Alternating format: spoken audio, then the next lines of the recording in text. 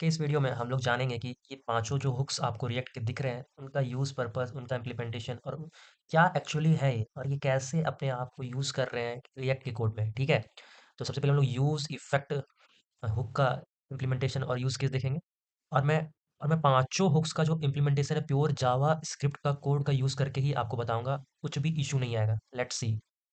मैंने एक कोड लिखा है यूज़ स्टेट कैसे जावास्क्रिप्ट से इम्प्लीमेंट कर रहा हूँ मैं वो देखिएगा ध्यान से। तो अभी क्या है ना कि मैं जा यूज़ स्टेट हुक का यूज़ नहीं कर रहा हूँ। सबसे पहले ये क्या है वो बाद में लोग जानेंगे। सबसे पहले ये देख लेते हैं कि यूज़ स्टेट हुक का नहीं होने से क्या दिक्कत है, ठीक है? रिएक्ट में। तो मैंने एक कोड लिखा है यहाँ पर स्मॉल एचटीएमएल और थोड़ा-सा जावास्क्रिप्ट ऐड किया है। मैं इसका वेब ब्राउज़र में अगर फुल प्रीव्यू करूँ और आपको कुछ शो कराना चाहता हूँ, चलिए। तो सबसे पहले मैं देख लेता हूँ कि मैंने एक्चुअली क्या किया है। मैंने एक बटन बनाया इंक्रीमेंट का, ये इंक्रीमेंट फंक्शन कॉल होगा और यहाँ से काउंट की जो वैल्यू है इंक्रीज़ हो जाएगी। मैंने यहाँ काउंट सेट किया है, काउंट इक्वल टू 0 पे, ठीक है? यहाँ पे काउंट इक्वल टू 0 जो कि यहाँ पे शो होना चाहिए यूआई में अगर अपडेट हो तो। कैसे? आइए देखते हैं।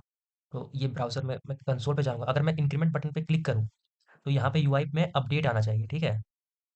मैं क्लिक करता जा रहा हूँ पर अपडेट नहीं आ रहा है।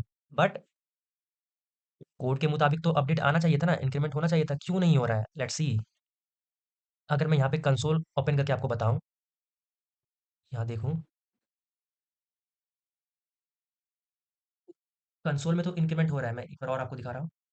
बट यूआई में वो शो ही नहीं हो रहा है, यहाँ पे 0 का 0 ही है। यही यूज़ स्टेट हुक करता है।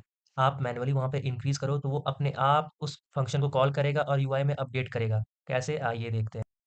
तो ये ओल्ड कोड था, मतलब बिना यूज़ किए यूज़ स्टेट का वहाँ पर यूआई में अपडेट नहीं हो रहा था। तो मैं इसको कमेंट डाउन करता हूँ और जो अब देखता हूँ कि मैं विथ यूज़ स्टेट कैसे उसका इम्प्लीमेंटेशन होगा। अब मैंने ये कोड लिखा, तो मैंने यहाँ पे क्या देख रहा हूँ कि जो यूज़ स्टेट है, वो अब यूआई में भी अपडेट करेगा। ये रिएक्ट में कर रहा है, मैं उसको प्योर जावास्क्रिप्ट से ही आप लोगों को समझा रहा हूँ। सी क्या होता है?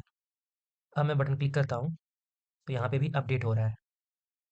पहले वाला कोड और अब वाला कोड में क्या डिफ़रेंस रहा?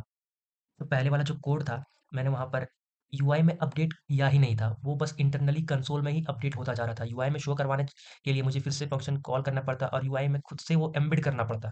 बट वो खुद से अगर हो तो उसके लिए एक लॉन्ग प्रोसेस हो जाएगा। मुझे मैनुअली सबको फिर से रीस्टार्ट, री-रेंडर खुद से करना पड़ेगा। बट यूज़ स्टेट क्या करता है, यूज़ स्टेट अगर कुछ भी आपका वेरिएबल चेंज हुआ तो पूरा यूआई में वो चेंज करके दिखा देता है फॉर दैट फंक्शन जो कि वो कॉल्ड हुआ है, ठीक है?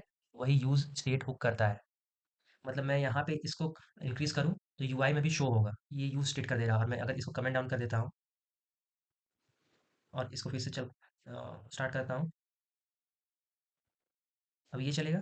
अब मैं यहाँ क्लिक कर रहा हूँ बट यूआई में अपडेट हो ही नहीं रहा, जबकि कंसोल में इसका अपडेशन दिख रहा होगा, बट मैनुअली हमको वो नहीं देखना है, ठीक है? हमको चाहिए कि यूआई में भी अपडेशन हो। चलिए यूज़ स्टेट का रियल इम्प्लीमेंटेशन देख लेते हैं इसके डॉक्स में। रिएक्ट में यूज़ स्टेट कुछ इस तरह काम करता है, ठीक है? काउंट जो है वो यहाँ पे सेट किया गया है 0 इनिशियली में। अब यहाँ पर बटन जब क्लिक होगा तो काउंट अपने आप अपडेट होगा और यू सेट काउंट, अगर काउंट चेंज हुआ तो सेट काउंट कॉल होगा और ये पूरा फंक्शन सिर्फ इतना ही फंक्शन फिर से कॉल हो जाएगा। तो मैं बटन को प्रेस करूँ यहाँ पे, देखिए अपडेट खुद हो रहा है, यूआई में अपडेशन आपको इम्प्लीमेंटेशन सब कुछ खुद से दिख जा रहा है। एक्चुअली ये यूज़ स्टेट हुक का रियल मीनिंग था और ये करता है। हुक्स का क्या सीन है ना कि हुक्स हाँ, रिएक्ट में हम लोग इसलिए यूज़ कर रहे हैं ताकि प्रोसेस ईज़ी हो। जितने भी हुक्स में हम देखने वाले हैं, use memo, use reference, use state, use effect, use callback, तो इनका मेन इश्यू क्या है, कोड कॉम्प्लेक्सिटी को कम करे, री-रेंडरिंग प्रोसेस को ईज़ी बना दे, फास्ट बना दे। इसलिए हुक्स यूज़ होता है रिएक्ट में। अभी मैंने देखा कि मैं खुद से मैनुअली अपडेशन नहीं करके यूज़ स्टेट हुक का अगर यूज़ किए तो वो खुद से अपडेट हो जा रहा है यहाँ पे जो हम लोग शो कर रहे हैं प्रेस करते-करते। ये था एक्चुअल मीनिंग यूज़ स्टेट का। नेक्स्ट चलिए हम लोग यूज़ इफेक्ट हुक के बारे में जानते हैं। अब हम लोग यूज़ इफेक्ट हुक के बारे में जानेंगे। Let's see. तो यूज़ इफ़ेक्ट को अ, समझते हैं।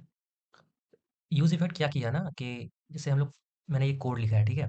For let I pure JavaScript है, for let I console dot log I करा देना है, ठीक है? मतलब 1 से लेकर 5 तक का नंबर प्रिंट करना है। फिर यहाँ पर मैंने फंक्शन लिखा है वेट हेलो, एक बनाया है, यहाँ पे ये वेट करेगा। उसके बाद असिंक ये फंक्शन करेगा, ठीक है? मैं एक बार इसको प्रिंट करवाता हूँ। मैं ये प्योर जावास्क्रिप्ट समझा रहा हूँ, रिएक्ट से भी समझा दूँगा अभी थोड़ी देर में। मैं इसको रन करवा रहा हूँ, आप लोग देखिए पहले क्या हो रहा है। तो क्या हुआ कि 1 से लेकर 5 तक प्रिंट हुआ, फिर यहाँ पे थोड़ा-सा वेटिंग हुआ, हेलो एवरीवन देन प्रिंट हुआ, फिर 6 से लेकर 10 तक प्रिंट हुआ। तो ये क्या किया कि हमारा यूज़र एक्सपीरियंस थोड़ा-सा खराब हुआ कि नहीं? मतलब मैं चाहता था कि पहले प्रिंट हो जाए और अभी ये प्रिंट हो रहा है, समझ में आया? Let's see. मतलब पहले इतना कोड चला, फिर यहाँ पर रुक गया क्योंकि यहाँ पर वेट करना था। जब तक ये नहीं चला तब तक ये भी नहीं चला। तो ये जब कंप्लीट हुआ देन फिर ये कोड चला। तो यहाँ पर क्या हुआ, वेटिंग, हमें डेटा फेच कर से हमें डेटा अगर कुछ बाहर एपीआई से फेच करके लाना है तो उसके बाद ही कोड एग्जीक्यूट होगा, ठीक है? जब तक पूरा डेटा फेच ना हो जाए। तो हम ऐसा नहीं चाहते, हम चाहते हैं कि ठीक है, तुम्हारा जब तक डेटा फेच हो रहा है, तब तक मैं बाकी का जो कोड है, उसको एग्ज़ीक्यूट कराना चाहता हूँ। मतलब मैं चाहता हूँ कि ये कोड चला, बहुत सही, ये कोड जब तक फेच नहीं हुआ है, तब तक मैं उसको अलग से फेच करवा रहा हूँ, लेकिन मैं रुकना नहीं चाहता। मैं चाहता हूँ कि तब तक ये प्रिंट हो जाए, ठीक है? तो इस सी का यूज़ करने के लिए हम लोग यूज़ इफ़ेक्ट हुक यूज़ करते हैं, समझा? मतलब क्या करेंगे हम लोग, ये कोड नॉर्मली चलेगा, हम लोग यहाँ पर यूज़ इफ़ेक्ट अप्लाई कर देंगे, इतने इतने कोड पे, और उसके बाद अब यूज़ इफ़ेक्ट क्या करेगा, इसको साइड में रख देगा और ये कोड एग्ज़ीक्यूट करवा देगा, ठीक है? तो मतलब पूरे अच्छे फ्लो में ये प्रिंट होगा 1 से लेकर 5, फिर 6 से लेकर 10, बाद में ये हेलो एवरीवन प्रिंट होगा। इससे क्या हुआ कि हमारा प्रोजेक्ट रुका नहीं, हमारा जो फंक्शन था वो रुका नहीं। अगर 3 सेकंड 4 सेकंड भी रुक रहा है तो बहुत बड़ा डिले हो जाएगा रियल वर्ल्ड इम्प्लीमेंटेशन में। That's why use effect react में काम करता है।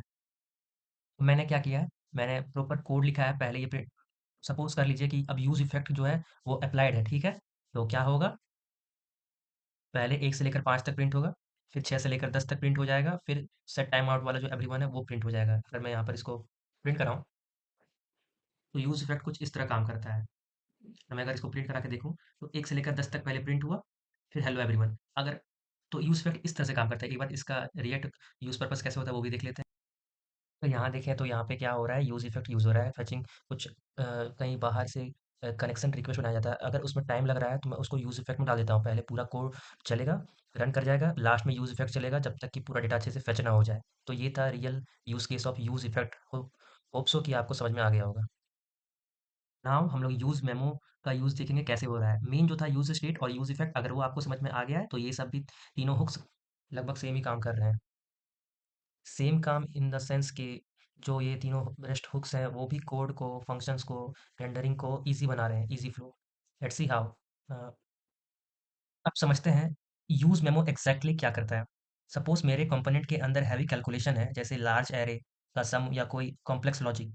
प्रॉब्लम ये होती है कि जब भी कंपोनेंट री-रेंडर होता है, रिएक्ट बिना सोचे ये कैलकुलेशन दोबारा चला देता है, ठीक है? चाहे डेटा सेम हो ही या ना हो। मतलब सेम ये एरे है, लेट्स सपोज़ ये बहुत बड़ा एरे है। मैं यहाँ पर और डेटा ऐड करता हूँ। मतलब लेट्स सपोज़ ये बहुत बड़ा है एरे, हैवी कैलकुलेशन, ठीक है? तो होता क्या है ना, रिएक्ट इस डेटा को जब भी ये री-रेंडर होगा, तो ये डेटा भी री-रेंडर, जब फंक्शन री-रेंडर हो, तो ये डेटा भी री-रेंडर होगा, ठीक है? बट ये अननेसेसरी हो रहा है। यहाँ पर यूज़ मेमो का यूज़ हो सकता है। ये अननेसेसरी हो रहा है, इससे परफॉर्मेंस स्लो हो जाती है। कि ये चेंज नहीं हो रहा है, लेकिन बार-बार री-रेंडर कर रहे थे, इसमें भी टाइम थोड़ा-सा लग रहा है, कॉम्प्लेक्सिटी बढ़ रहा है, ठीक है? तो यहाँ पर क्या कर सकते हैं, यहाँ पर यूज़ मेमो का यूज़ होता है। यूज़ मेमो कैलकुलेशन का रिज़ल्ट को मेमोरी में स्टोर कर सकता है, समझे? मतलब यूज़ मेमो क्या करता है, कैलकुलेशन का रिज़ल्ट को मेमोरी में स्टोर कर लेता है। अगर नेक्स्ट रेंडर में डेटा सेम हो, तो रिएक्ट कैलकुलेशन दोबारा नहीं करता। वो डायरेक्टली कैश्ड रिज़ल्ट यूज़ करता है। चलिए मैं एक बार इसको प्रिंट करा दूँ। सी यहाँ पर क्या हो रहा है, first call calculating sum result 32, second call फिर से कैलकुलेटिंग सम, मतलब पहला बार क्या हुआ, रेंडर हुआ तो कॉल हुआ, कैलकुलेट किया सम को। दूसरा बार अगर रेंडर किए, दूसरा बार कॉल किए, तो फिर से ये कैलकुलेट कर रहा है अननेसेसरी। क्यों? ये नहीं चाहते हैं ना। तो ये प्रोसेस हुआ जब हमने यूज़ मेमो का यूज़ नहीं किया, प्रयोग नहीं किया। बट अब हम यूज़ मेमो का यूज़ करेंगे तो क्या होता है, लेट्स सी। मैंने कोड में थोड़ा चेंजेस किए हैं, मान लेते हैं कि अब मैंने यूज़ मेमो का यूज़ कर लिया है। अब इसको रन करता हूँ, तो क्या हुआ, first call calculating sum result 15, ठीक है। पहले कॉल में सम कैलकुलेट हुआ और रिजल्ट 15 दिख गया। सेकंड कॉल में क्या हुआ, अननेसेसरी कॉल नहीं हुआ, जो 15 यहाँ पर था वही यहाँ पर सीधा प्रिंट हो गया कैश्ड रिजल्ट, क्योंकि एरे में जरा सा भी चेंज नहीं था। तो ऐसे वर्क करता है हमारा यूज मेमो। ये इसका रियल यूज केस था। इसको एक बार रिएक्ट के डॉक से भी समझ लेते हैं। क्या लिखा है, React compiler automatically memoizes values and functions, reducing the need for manual use memo calls. You can use the compiler to handle memoization automatically. इस कोड को देखें तो यहाँ पर यूज़ मेमो को यूज़ किया गया है। एक टू डू लिस्ट है, अगर उसमें चेंजेस नहीं है तो दोबारा हम उसको शो नहीं करेंगे। रेंडरिंग टाइम जो कैश डेटा था पहले से था वहीं पर हम शो कर देंगे यूज़ किए हुए, ताकि टाइम कम लगे, दोबारा कॉल ना जाए, बार बार पेज रीलोड होने पे ये भी कॉल अननेसेसरी ना हो। तो यूज़ मेमो हुक का ये यूज़ केस था। तो हमने अभी तीन हुक्स पढ़ लिए, यूज़ स्टेट, यूज़ इफेक्ट और यूज़ मेमो। नेक्स्ट क्या आता है, नेक्स्ट हमारे दो बच रहे हैं, तो मैं यूज़ कॉलबैक अब पढ़ाने वाला हूँ। यूज़ कॉलबैक क्या करता है, अगर बात करें यूज़ कॉलबैक की, तो रिएक्ट में जब भी कंपोनेंट री रेंडर होता है तो फंक्शन भी दोबारा क्रिएट हो सकते हैं, चाहे उनका लॉजिक सेम ही क्यों ना हो। समझ में आया? एक कोड से देख लेते हैं। जैसे कि ये कोड, तो यहाँ पे अननेसेसरी अगर फंक्शन में पैरामीटर्स पास किए गए हैं, तो जो भी पैरामीटर चेंज हो रहा है तो उसका ही फंक्शन सिर्फ अगर रेंडर हो तो वो सही है, उसके कारण कोई और फंक्शन ना रेंडर हो जाए, इसके लिए हम यहाँ पर क्या करते हैं, यूज़ कॉलबैक का यूज़ करते हैं। प्रॉब्लम तब आती है ये फंक्शन किसी चाइल्ड कंपोनेंट को पास कर होता है, चाइल्ड को लगता है कि फंक्शन नया है और वो अननेसेसरी रेंडर हो जाता है और उसके कारण सारे फंक्शन जो क्रिएटेड हैं वो भी बार-बार रेंडर हो रहे हैं। इससे क्या हुआ, फिर से कॉम्प्लेक्सिटी बढ़ी। तो यहाँ पर यूज़ कॉलबैक का होता है, ठीक है? अच्छे से पहले प्रॉब्लम समझ लेते हैं। मतलब फंक्शन सेम काम कर रहा है पर मेमोरी में वो नया बन रहा है।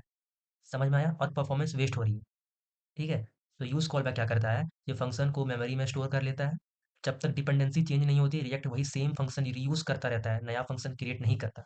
इसका मतलब लेस री-रेंडर्स बट बेटर परफॉर्मेंस। अगर मैं एक लाइन में समझाऊँ तो यूज़ कॉल बैक क्या कर रहा है, सेम फ़ंक्शन, सेम रेफरेंस, कुछ ऐसा। सिंपल एनालॉजी की मैं बात करूँ, तो जो यूज़ कॉल बैक है, वो क्या कर रहा है, सोचो कि तुम किसी का मोबाइल नंबर सेव कर रहे हो, ठीक है? सेव कर लिया, हर बार कॉल करने के लिए नया मोबाइल नंबर, कभी नया नंबर नहीं बनाते हो, वही सेव्ड कॉन्टैक्ट यूज़ करते हो। उसी तरह यूज़ कॉलबैक भी फ़ंक्शन के साथ वही करता है। कॉल करने के लिए उसको एक जगह स्टोर कर लेगा और अगर जब तक देखेगा कि कोई डिपेंडेंसी चेंज नहीं हो रही है, तो उसी को जो स्टोर्ड है, उसी को कॉल कर देगा।